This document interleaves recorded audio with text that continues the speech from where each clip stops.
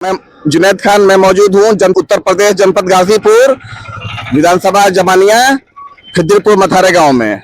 Sir क्या नाम है आपका? मोहम्मद खालिद। खालिद जी आप कहाँ के निवासी हैं? मथारे गांव के। खालिद जी कल एक मामला पेशा हुआ था कि एमपी एमएलए कोर्ट ने माननीय विधायक श्री को 2 साल की सजा सुनाई है। इस पे आप क्या कहते हैं, क्या कहना चाहते हैं? ये तो जुडिशियल का मामला है और तत्काल जो है ये मामला हुआ। ये ऐसे हेड स्पीच बहुत से नेता देने वाले हैं, लेकिन किसी किसी को टारगेट कर लिया जाता है। अब ये जुडिशियल का मामला है, जुडिशियल जो बेहतर समझे। शुक्रिया। सर क्या नाम है आपका? मिर्जा इमरान बेग नाम है। इमरान बेग जी आप कहाँ के निवासी हैं? हम मथारे के निवासी। हेड स्पीच मामले में कल एमपी एमएलए कोर्ट मऊ ने अब्बास अंसारी को 2 साल की सजा दी है, क्या कहना चाहते हैं? हेड स्पीच मामला तो रोज हो रहा है, पूरे प्रदेश में हो रहा है, पूरे देश में हो रहा है। अगर ऐसे कार्रवाई की गई तो फिर कोई नेता बाहर नहीं रहेगा और किसी की सदस्यता बाकी नहीं रहनी चाहिए।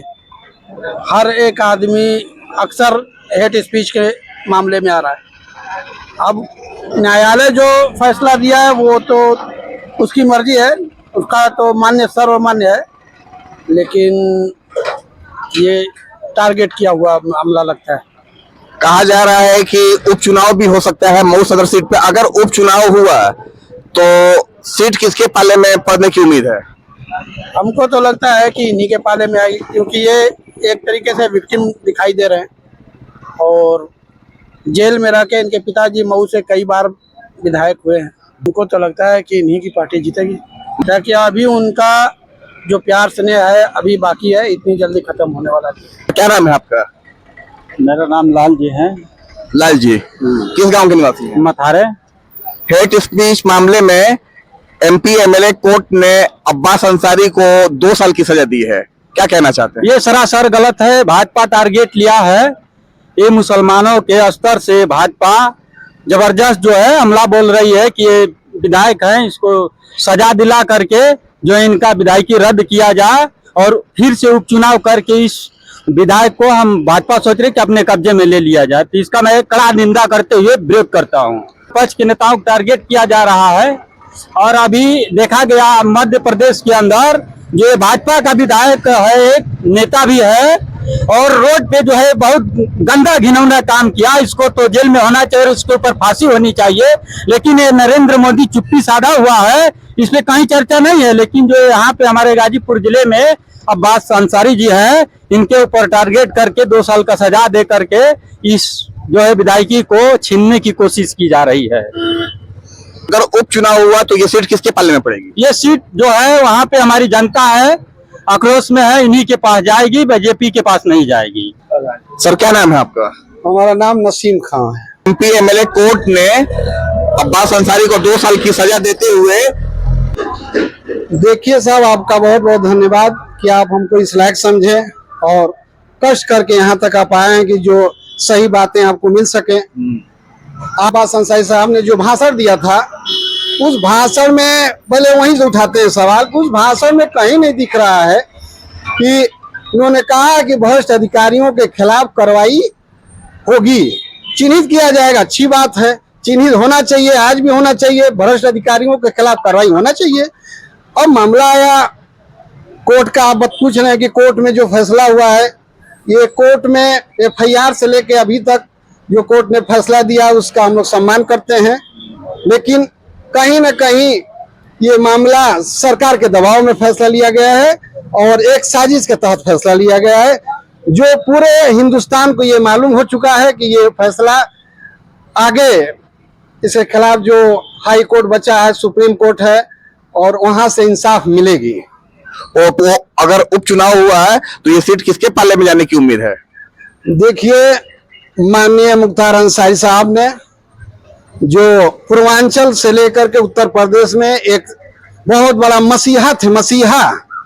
अलग बातें हैं कि जो अपने जवानों से जो विरोध में बोले, उस मसीहा का कमाया हुआ उसके बेटे के पास आया है और उस खानदान से एक किसी को जो जिसको चाहेंगे वो जनता उनको लायक करती है। वहां की सीट किसी का बस के नहीं है कि छीन ले।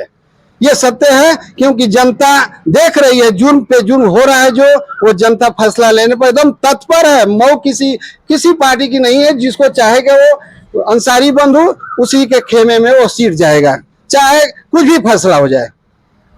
आपने मुख्तार अंसारी की बात कर दी, तो मैं आपसे एक सवाल पूछना चाहता हूं कि मुख्तार अंसारी को लोग माफिया कहते हैं, कुछ तबका ऐसा है जो माफिया कहता है, कुछ तबका ऐसा है जो मसीहा कहता है, आपकी क्या राय है?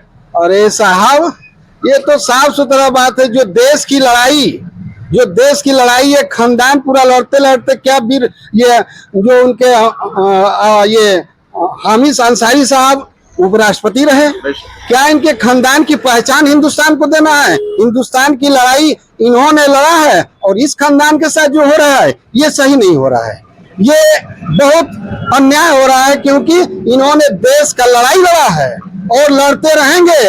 आज भी लड़ रहे हैं, कल भी लड़ेंगे, जब तक हिंदुस्तान कायम रहेगा तब तक लड़ते रहेंगे।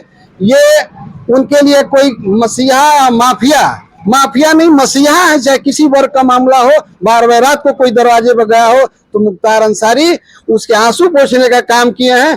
कई गांवों ने बसाए हैं उनको, उन्होंने कई गांव बसा करके दिखाए हैं, लेकिन ये अंधे लोग अंधा ही बात करते हैं, दिख रहा है, दिखने वाली बात नहीं करते हैं। अब्बास अंसारी के मामले में प्रमुख सचिव ने तुरंत रविवार के दिन बैठक बुलाकर भी कर दिया विधायक, आप इस पे क्या कहना चाहते हैं?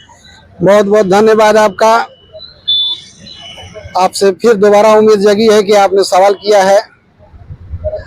ये आप साहब बताइए, आप भी देख रहे हैं, हिंदुस्तान भी देख रहा है कि इतवार के दिन आंगनबाड़ी की छुट्टी, सरकारी स्कूल की छुट्टी, विधानसभा की छुट्टी, कोर्ट की छुट्टी, तहसील बंदी, कोई संस्था ऐसा नहीं है जो सरकारी इतवारी ही के दिन बंद रहता है। सारा काम बंद रहता है। यहाँ तक सरकारी जो हॉस्पिटल के अंदर भी डॉक्टर बहुत इमरजेंसी रखे जाते हैं, इसलिए छुट्टी होती है।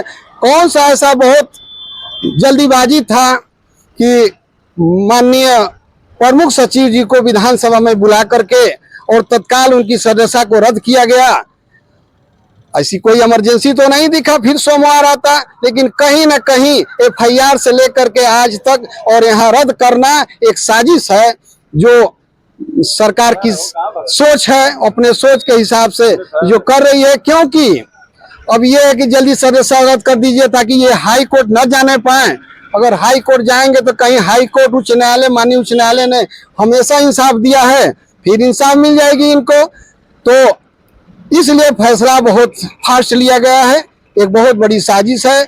ये उनको कहीं ना कहीं नाउम्मीद करने के लिए ये साजिश उठाया गया है। कोई ऐसा इमरजेंसी नहीं था। सोमवार को जो भी फैसला होता, उनके खिलाफ में जो भी बैठक होती, उस दुनिया देखती। लेकिन ये भी दुनिया देख रही है, जनता देख रही है। क्या जनता अंधी नहीं है साहब?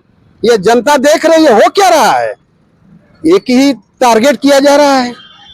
तो ऐसे टारगेट करने से ऊपर वाला बहुत बड़ा इंसाफ देने वाला बैठा है। आपके इंसाफ से कुछ नहीं होने वाला है। फिर माननीय उच्च न्यायालय ने अपील होते ही वहां से इंसाफ मिली है उनको, आज भी मिलेगी उनको, ये जनता को भरोसा है। क्या अब्बास अंसारी हाई कोर्ट जाएंगे तो उनको राहत मिलने की उम्मीद है? बिल्कुल साहब, बिल्कुल। जनता की दुआएं हैं, लाखों दुआएं कर रहे हैं लोग, हर वर्ग के लोग दुआएं कर रहे हैं। जो उनका कमाया हुआ चीज है वो कहाँ जाएगा? उनके खानदान को देखिए ना, खानदान कितनी ऊंची लेवल से आज जी रही है और लोगों की आज भी सेवा कर रहे हैं। उनके खानदान में माननीय सांसद जी हैं, विधायक हैं, क्या नहीं है उनके अंदर? उनकी जो उन लोगों की सोच है वो पूर्वांचल में अभी तक नहीं देखा गया है किसी के पास हो। ये तो टारगेट बनाया गया है और माननीय उच्च न्यायालय से इंसाफ मिलेगी। सोच आपकी जो भी हो, लेकिन ऊपर वाला बहुत बड़ा इंसाफ देने वाला है। बिल्कुल माननीय उच्च न्यायालय से इंसाफ मिलेगी, देख लीजिएगा, आपके सामने आएगा ये चीज। बहुत बहुत शुक्रिया। ये पूर्व प्रधान खिदिरपुर नसीम खान थे। और क्या नाम है आपका? Mohammad Jalaluddin Khan, Khidirpur Alinagar. MP MLA court ने अब्बास अंसारी को 2 साल की सजा दी है, क्या कहना चाहते हैं? MP MLA अब्बास अंसारी को 2 साल की सजा दी है, और मैं जानता हूँ, लगभग हम भी थोड़ा न्यूज वगैरह देखते हैं, तो अब्बास अंसारी को जो सजा हुई है, विधानसभा और लोकसभा के चुनाव के दौरान या चुनाव के बाद कितने हेड स्पीच दिए गए हैं, सारे रिकॉर्ड उठा के देखा जाए, अगर उनसे ज्यादा इनका हेड स्पीच है तो जनता कहेगी कि नहीं, हाँ इनका बहुत कम है, इन्होंने क्या बोला है नहीं बोला है। ये माननीय न्यायालय कैसे फैसला दे दिया है, खैर फैसला का छोटे से कोर्ट ने, एमपी एमएलए कोर्ट ने दिया है जी दिया है। आगे चल के हमको उम्मीद है हाई कोर्ट, सुप्रीम कोर्ट में इनके बड़े अब्बू को जैसे न्याय मिला है, इनको भी आगे चल के न्याय मिलने की पूरी उम्मीद है। अल्पसंख्यक होने के वजह से इनको टारगेट किया जा रहा है, जैसे अब्बास अंसारी, आजम खां, अब्दुल्ला खान, आजम खां के पुत्र, और जैसे ऐसे मुसलमान के बड़े बड़े चेहरों को पूरे भारत में इनको टारगेट करके इनको कैसे फंसा दिया जाए कि इनकी आवाज को उठाने वाला कोई न रहे। और ये मुसलमान एक ऐसी कौम है कि सबकी आवाज उठाती है, और ये लोग चाह रहे हैं कि इनको दबा दिया जाए, ये किसी का आवाज न अपना और न किसी दलित वगैरह जितने भी दबे कुचले लोगों का आवाज उठाती है, माइनॉरिटी के लोगों ने अपना भी आवाज उठाती है। ये लोग चाह रहे हैं कि इनको दबा दिया जाए और किसी का आवाज ना उठाए, हम लोग अपना मनमानी जो चाहे वो करे भारत में। आपके नजर बहुत शुक्रिया। मैं जुनैद खान, उत्तर प्रदेश, जनपद गाजीपुर, कैमरामैन इमरान के साथ।